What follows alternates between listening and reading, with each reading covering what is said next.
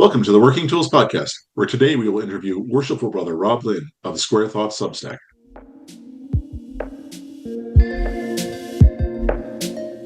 Ladies and gentlemen, brethren all, welcome to the Working Tools Podcast, a casual conversation around Freemasonry. First, it's important to note that our thoughts and opinions are our own and do not reflect those of our Grand Lodge or respective craft or concordant bodies. Please connect with us and ask questions via our website at theworkingtoolspodcast.com.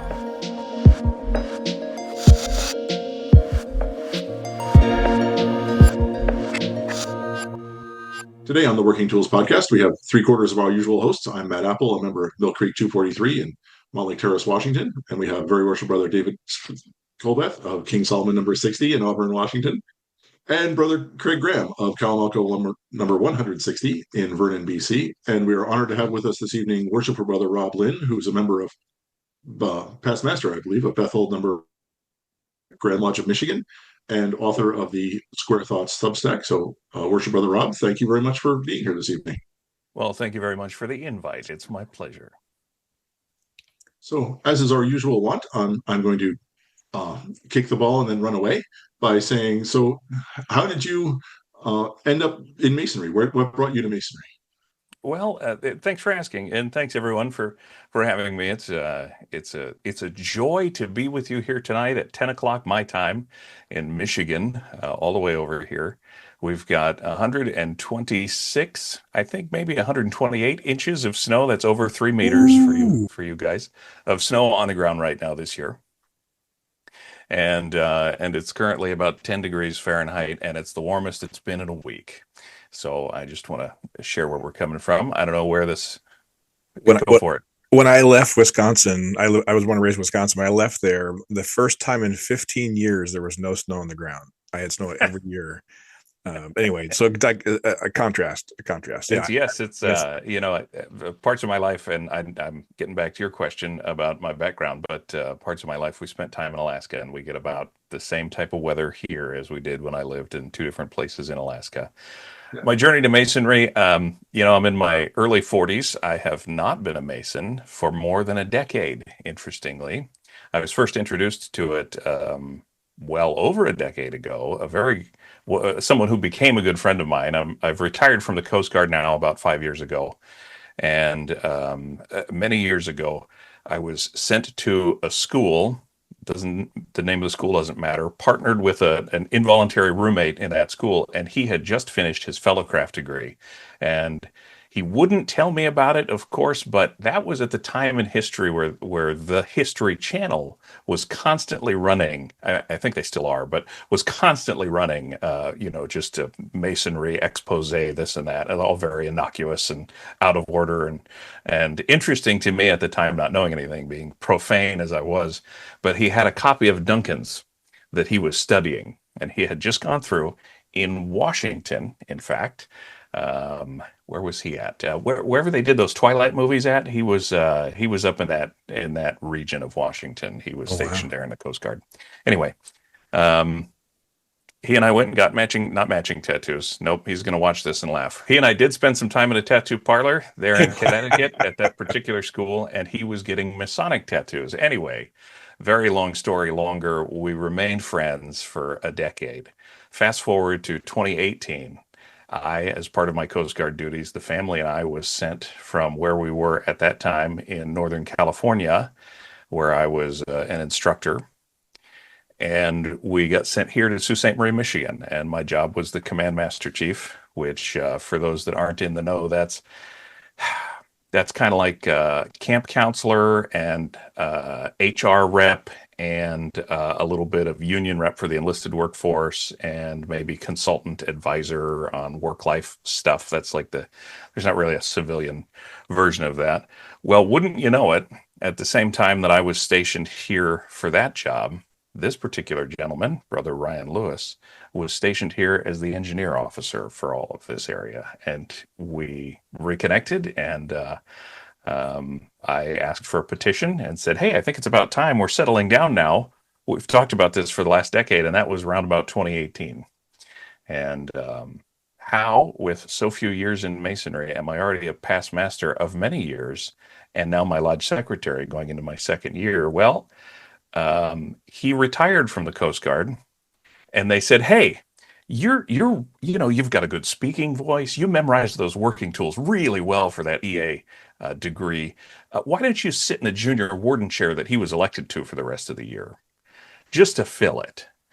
And then the next year, well, we don't want to interrupt the progressive line, so why don't you just go ahead? Do you mind? Do you mind? And the rest is history. And so here I am. We decided when I retired from the Coast Guard, we decided to stay here in Sault Ste. Marie. Good quality of life for the family, very low cost of living relative to everything, and most especially, I'd really put down roots with the guys here, with the guys at the lodge, and the idea of starting over somewhere else and leaving this extended family behind to go someplace like Northern Idaho or Washington or Colorado or all the places that we'd considered, because my wife is from that part of the country. And we said, we'll stick around here. Let's treat it like another tour. We'll stay here for 5 years, and our 5 years is up. And gosh, if this house isn't cheap and so is my interest rate, I don't think we're going anywhere. So that's the long version. That's how I got involved.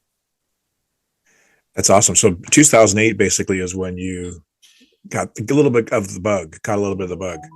Right. Yeah. And yep. And I had a lot of stuff going on in my career over that timeline too. It was 2008, I was going into my very first command cadre position as the chief engineer of an aids to navigation unit.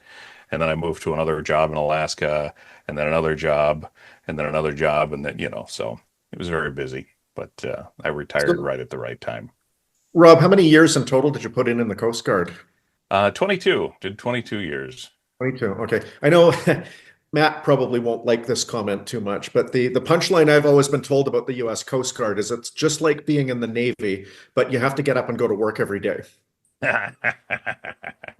Yes. Yep. Having been stationed in the Hampton Roads area around Norfolk with lots and lots of Navymen, I agree with that sentiment. They've got all the Coast Guard jokes, so Yes.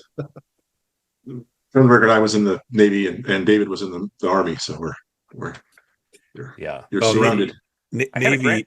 Navy and Marine phonetics spells TAXI.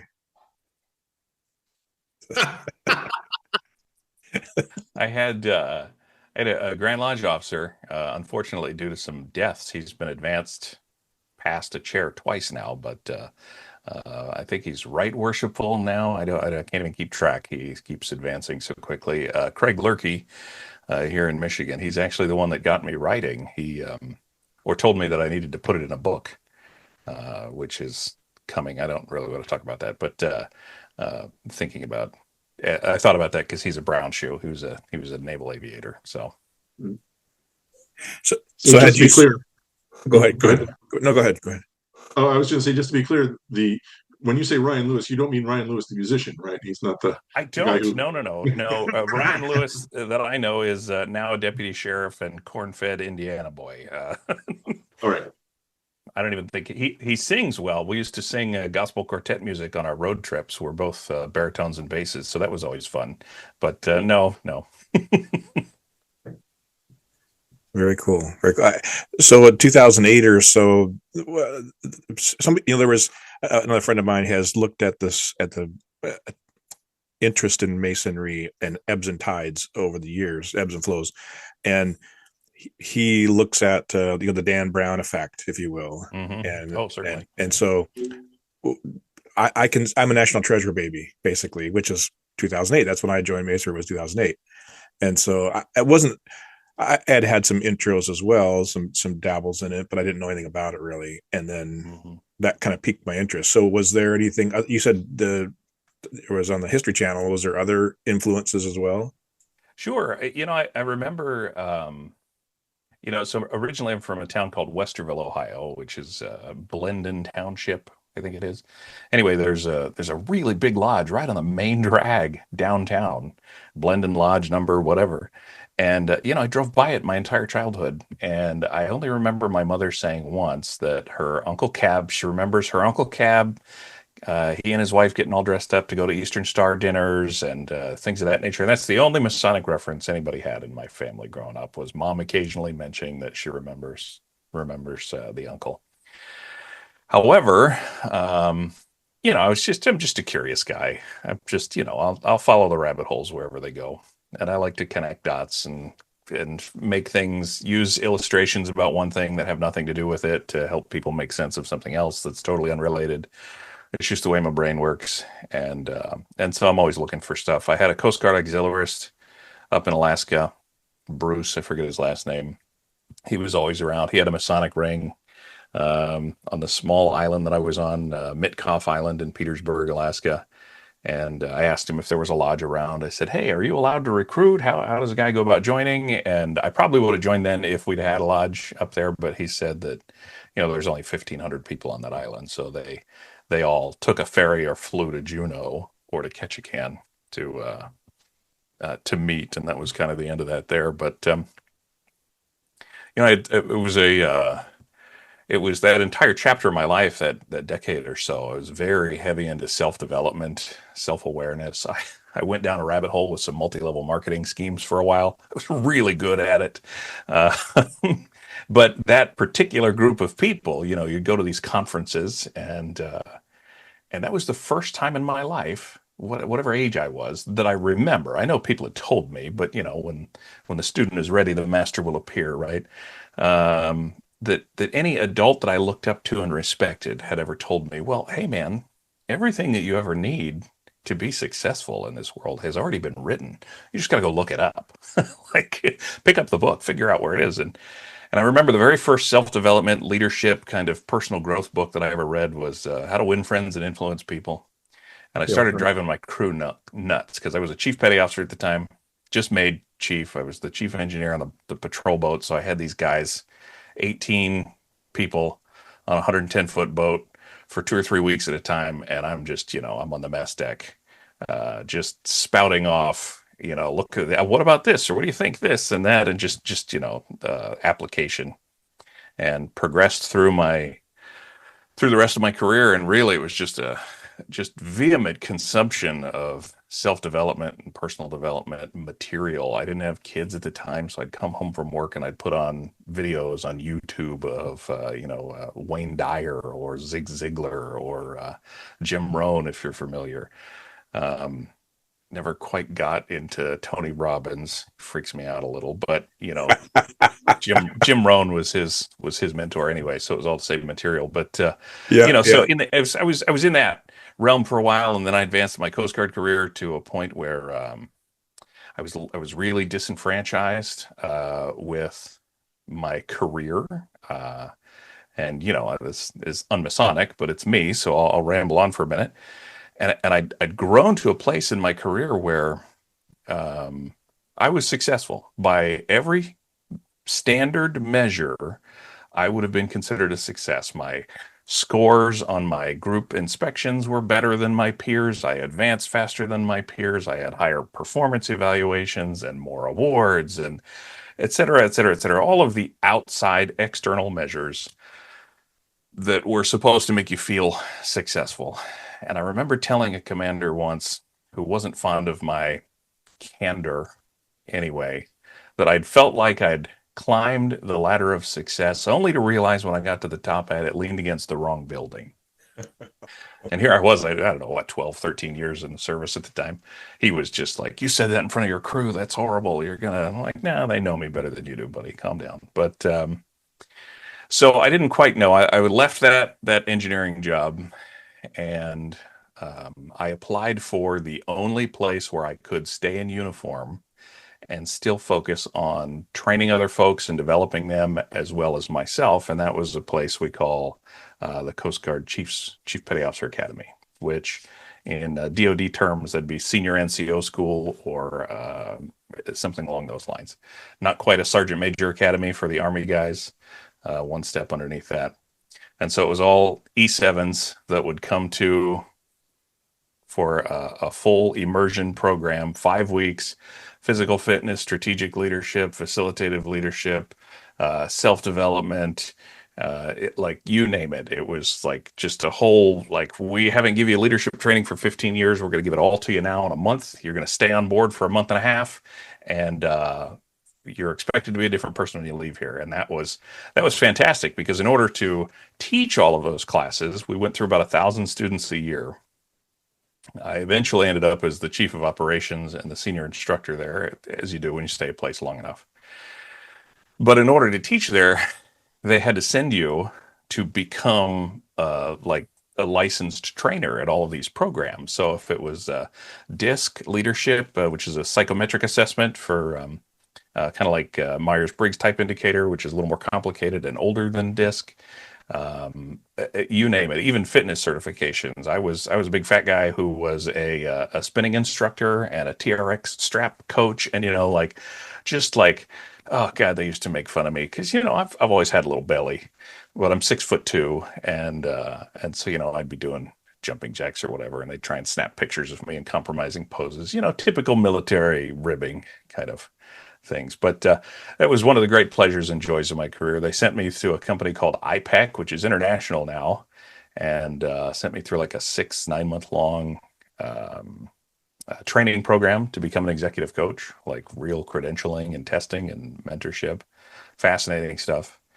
And so I moved out of that and over here to this job where I got to kind of do that same thing for the Coast Guard. And I could not help, after so many years of transferring every 2 to 4 years. And it's not like some places you can't fire the people that work for you.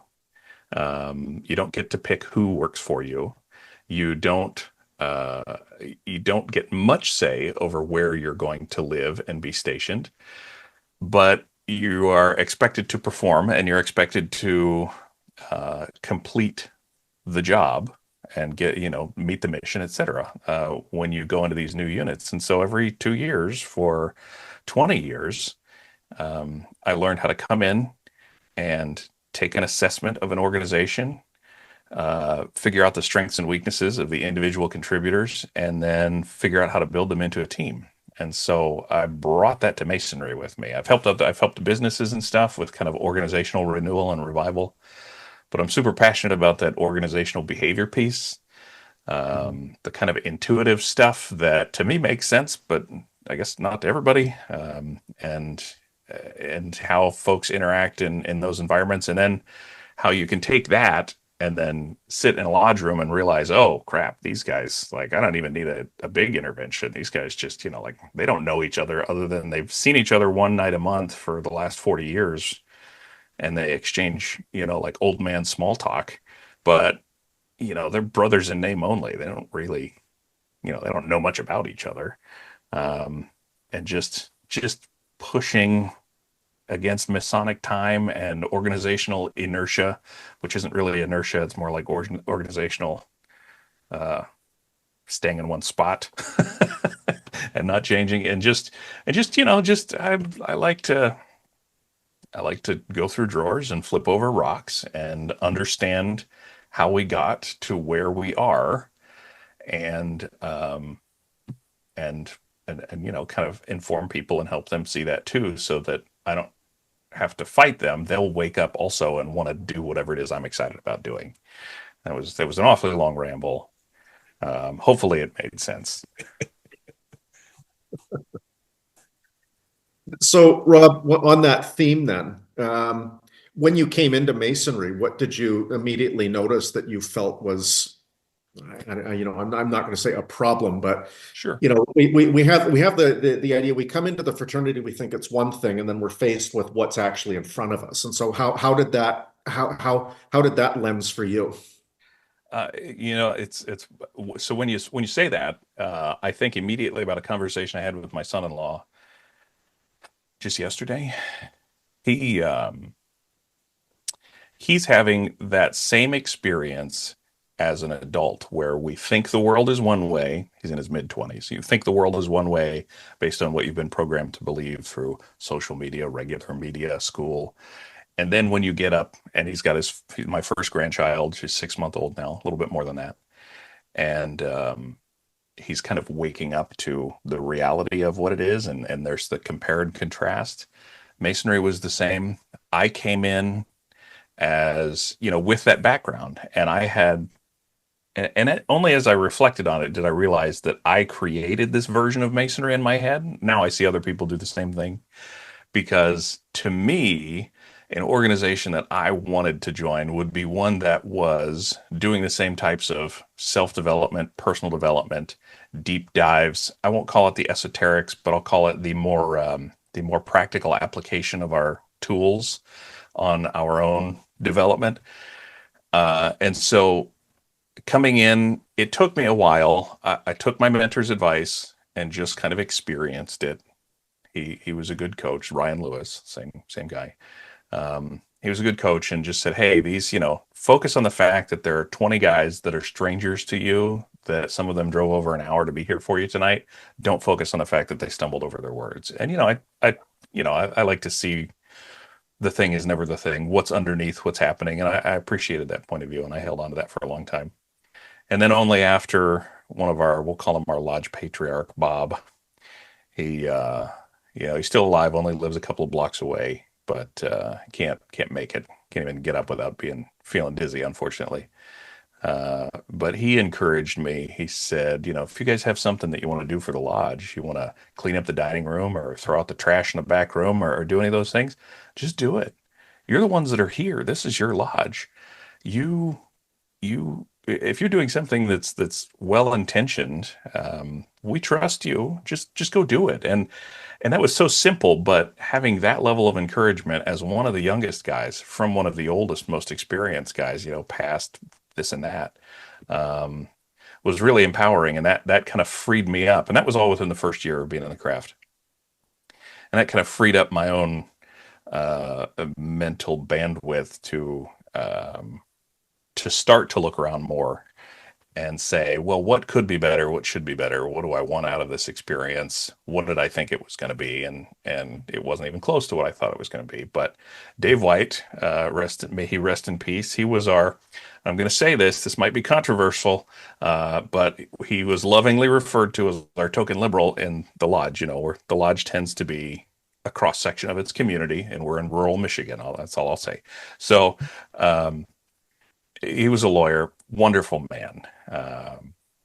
And every new entered apprentice, he sits down next to them and he says, Rob, I don't care why you joined. Just keep showing up and you'll get something out of it. It's not going to be what you want, but it's going to be exactly what you need. But you just have to keep showing up. And I've repeated that probably to every person that would listen since he passed away. But I don't know if I answered your question or not, but I'm sure it sounded nice. Mhm. That will be the takeaway. I mean, for sure. And I'll give you credit once, and then I'm stealing it. So that's how it goes. Yeah. I don't mean to drag you back, and we'll certainly get into more Masonic stuff. But I'm fascinated and curious now. What MLM experience did you have? Was it a single one or was it multiples? No. It was just one. Life Vantage was the name of the company. Light Vantage. Life, like Life Life. Yep. Interesting. Yep. Interesting. And since you're recording, I won't go into the pitch, but I could still sell you on it right now. I was in Amway for a year, so oh gosh, yeah, we used to make fun of Amway guys because the company was so old, Yeah.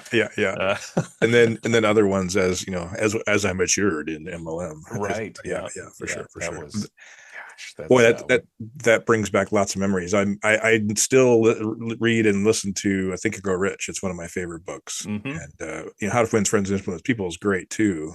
But there's so many great books, and that was same thing for me. It was very how I kind of grew up was through MLM and was leaders, and if nothing else, the books that they provided in the association was amazing. Well, and I think it has a lot to do with sales. You learn about I was never in a cold call sales job, but I do tell people I was in sales for a chapter of my life because of that experience.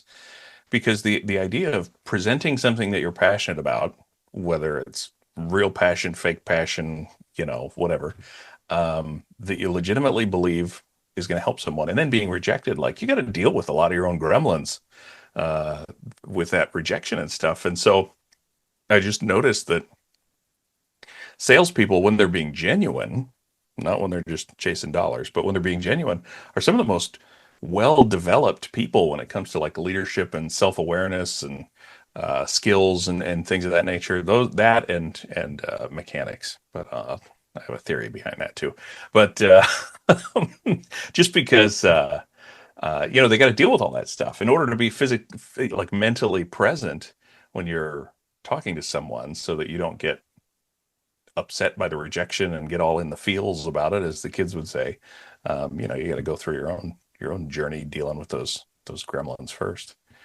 But the mechanic, I'm a big systems thinking guy. If you're familiar with the Malcolm Baldrige quality criteria, the quality award stuff, Six Sigma, that kind of nerdy corporate stuff. But systems thinking in general. And, I was a Marine mechanic for the first half, 2/3 of my career. And in the Coast Guard, we have so few people that if you're the mechanic, you're the mechanic. Like, we've got the electricians and the mechanics, and there's people that do other stuff. But as far as like if it's got wires or bolts or screws, like it's one of you guys that are dealing with it. And there's a lot of crossover between the two of them. And so as an MK machinery technician, we were the second largest group of enlisted guys in the service. And so we got a chance to work on everything. Well, working on mechanical things, you start to think in systems. You're thinking about root cause analysis. You're thinking about how this feeds into that. You can do that in the corporate world too, but if you're a visual thinker, it helps to think of, some gears all working with one another. This gear is broken or wobbly, and it's affecting all of these downstream, and all of these upstream are working harder to turn that one. And as a result, and you could really blow the metaphor out if you wanted to, but that's just how my brain worked, for a lot of years. And I think I might've written about that once or twice, but, that applies with people too. So, that's part of the diagnostic framework in my head, that I think about when we're in a lodge and when we're looking at the people, and, is this one person poison, or is he helping, or, why are we doing this exactly? Some of the conversations we had, the prior secretary wanted to start emailing the minutes so that we could save 10 minutes in the meeting instead of reading them. Email the minutes out ahead of time, and we had folks who were just so desperately against that. Like, I'm not even sure that's legal for us to do. It was just the amount of pushback on such a small thing, when we can present a budget for $15,000 and everybody says, "Yep, sounds great." It's just a little backwards. Mm-hmm. Who's our new person? So that's Steve. Hi, Steve. Yeah. Oh, who's here just as we're about to end the episode here, I think.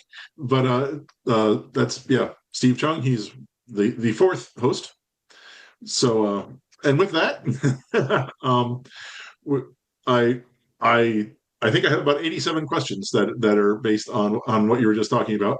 And I do want to put a plug in that one of my XOs, his big thing was the 7 Habits of Highly Effective People. That's another one that hasn't been mentioned yet, that we was a good standard. Yep.